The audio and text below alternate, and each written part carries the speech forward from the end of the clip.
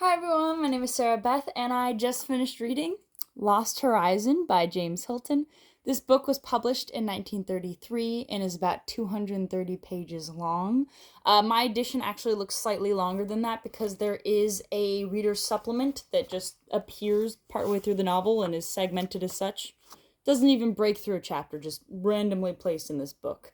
Probably about a third of the way through, so it kind of makes up that two-thirds mark. But it's a very fast read, I would say. It reminds me of Siddhartha by Hermann Hesse, if you've ever read that book. But this is, of course, during the last half of the novel. The first half of the novel almost reads like a mystery of where are they, how did they get here. Kind of a little bit of tension because our main protagonist Conway was abducted during a revolution in China.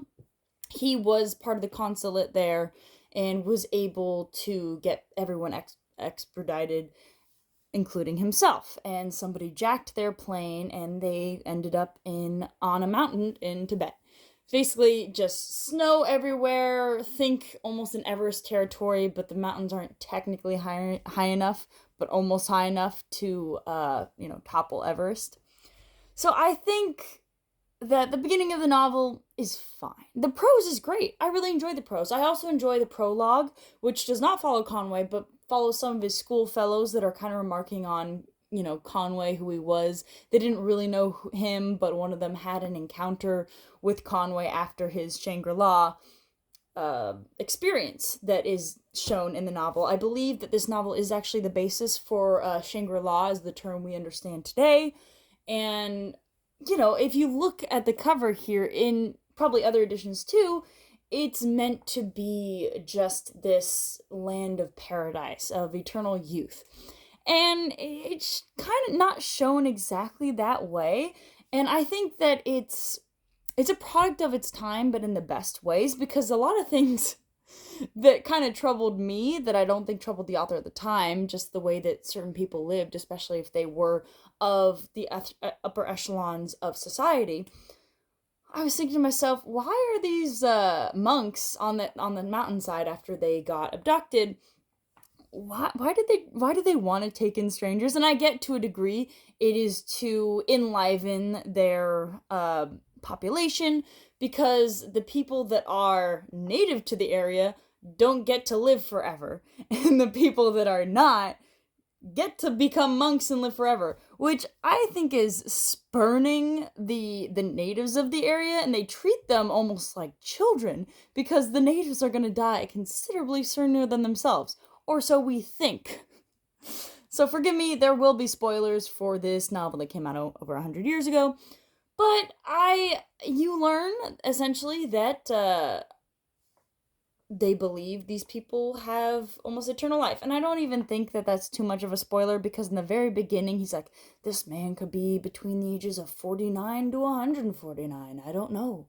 This woman seems nice, but she's very quiet and seems to have this regal older energy to her. I couldn't tell you her age, but I know that she's older than 13. So just a lot of these comments, so I don't think I'm really giving away much by saying, hey, eternal youth is found here.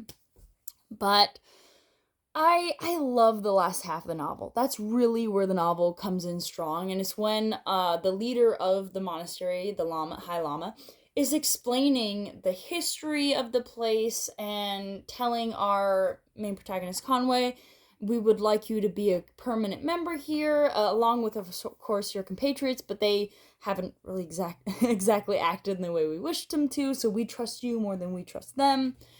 And I felt like there could have been a lot more delved into, but it was still short and enjoyable. I think that the author, James Hilton, really wanted you to extract what you personally perceived from his novel, like what you saw fit.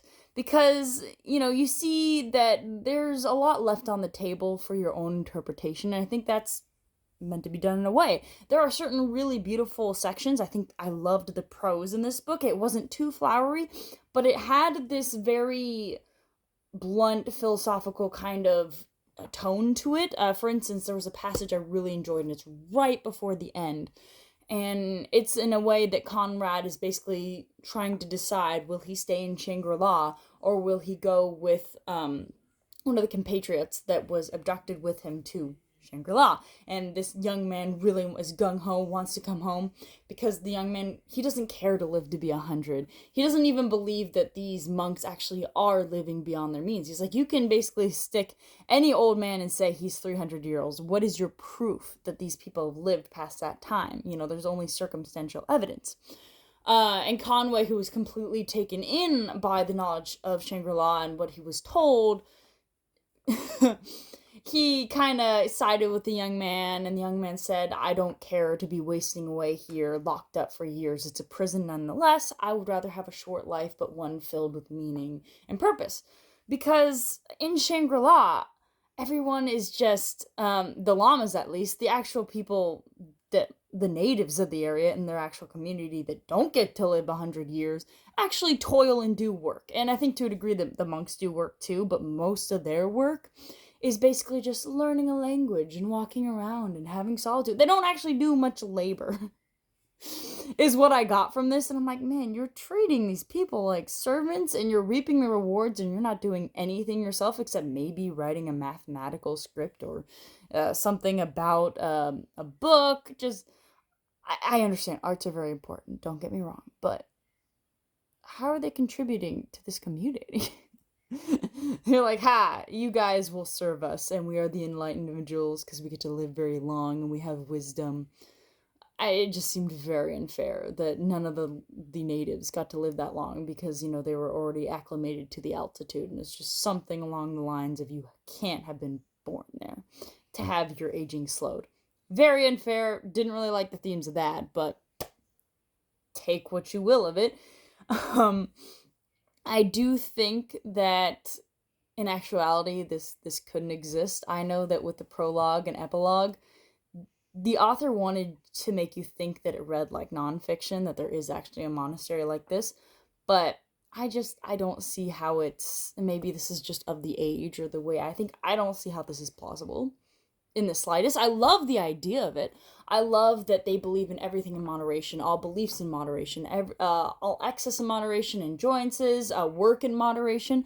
I like the idea of this. I think especially during this day and age, we can take some of these ideas and use them because, you know, we don't really need to toil in the fields for 50 hours. We have technology to do our work for us. Not to completely do our work for us, but to help us with our work. And I just think that it's something that, you know, do you stay here, live forever, have this luxurious lifestyle, or do you come back to the land of the living? And Conway struggles with that.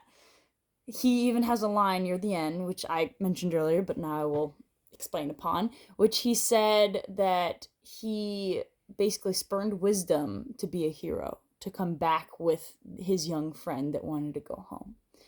And to me, there's just a large sentiment of it. I do believe that the epilogue kind of goes back on the fact that he decided to go back to Shangri-La. It doesn't explicitly say, but it seems like it, which I don't know if I'm for or against. There's just certain things that went a little beyond my ability to forgive. I'm like, this just isn't realistic. But it still spoke of all these different ideas that I think can be gleaned from this novel. And I thought it was really enjoyable. It was really short, really enjoyable, well written. I really don't have many complaints. I think that the characters are pretty one note. There's really no character development throughout the novel, but that's not the focus of the novel. The novel is the idea of the Shangri-La, and I think that was really well done. So this is going to be a recommendation for me, especially if you're interested in a classic like this, and I hope you enjoyed my review and have a good one.